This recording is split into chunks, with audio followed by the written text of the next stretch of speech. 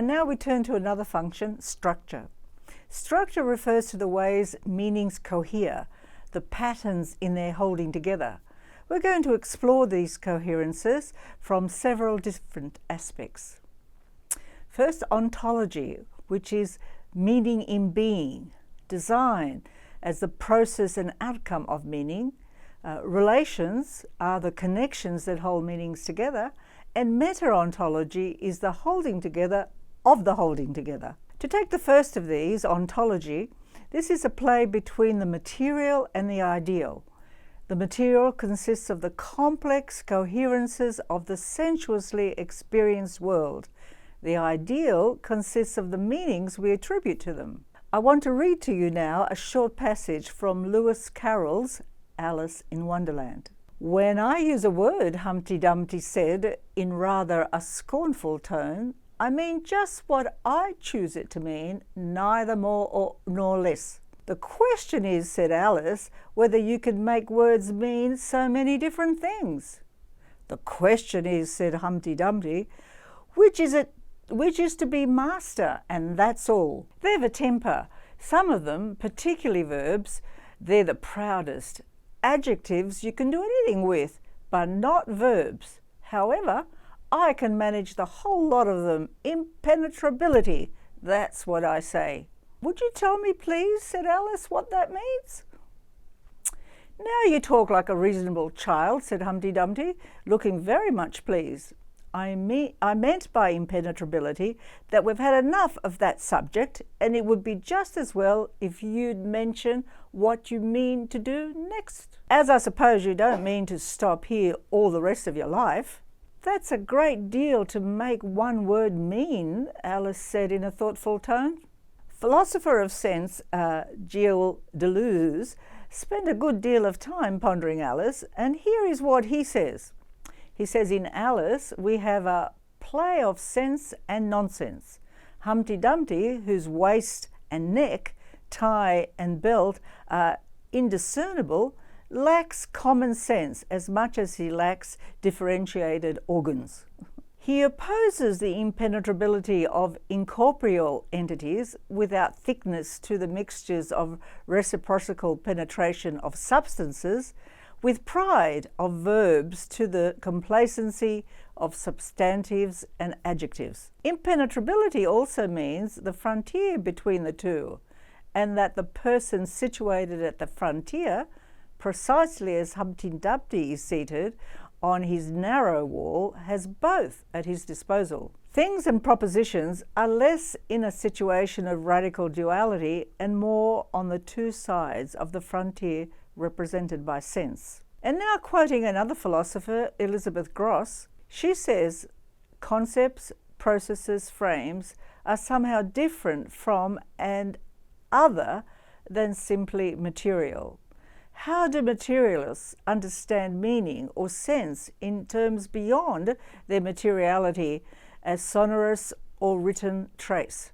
Substance is both material and incorporeal. Or to say this in the terms we are working with in this grammar, sense is at the frontier of the ideal and the material. Even though meanings in the ideal can at times push beyond the material by way of imagination, the starting point was the material.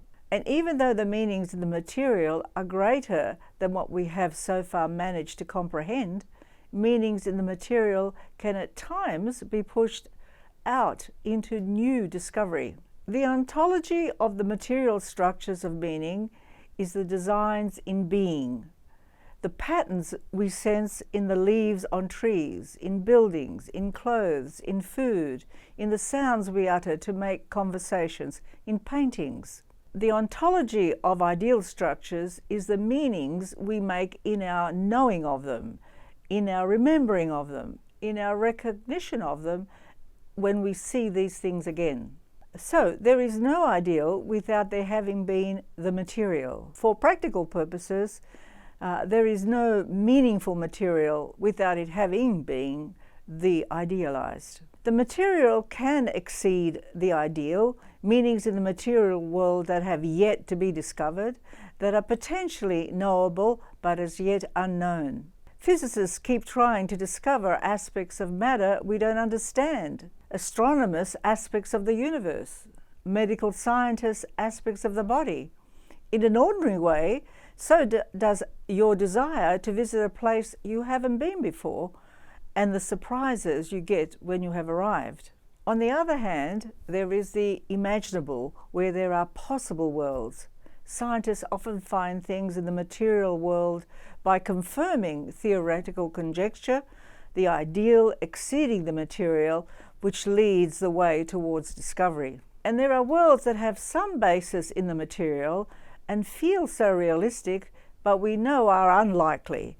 The imaginary of science fiction, for instance. Our play of meaning in the world involves these two kinds of pushing into material worlds that are knowable and ideal worlds that are imaginable.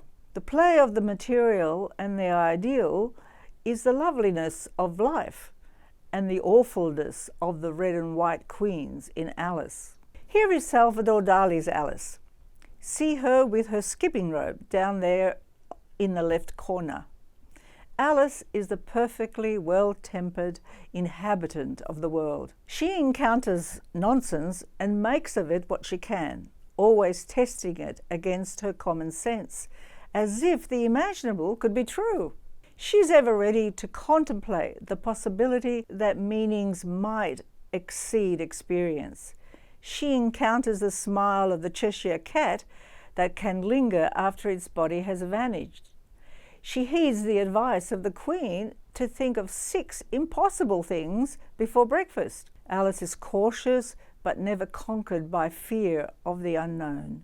She is careful and at the same time courageous.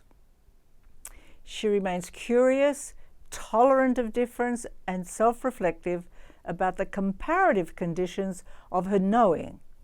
She's always willing to move between sense and nonsense, where nonsense is a test of possibility and imagination is a journey into knowability. And here now are some of the ways structure of meaning are materialized and the ideal structures which may push those meanings into imaginable realms.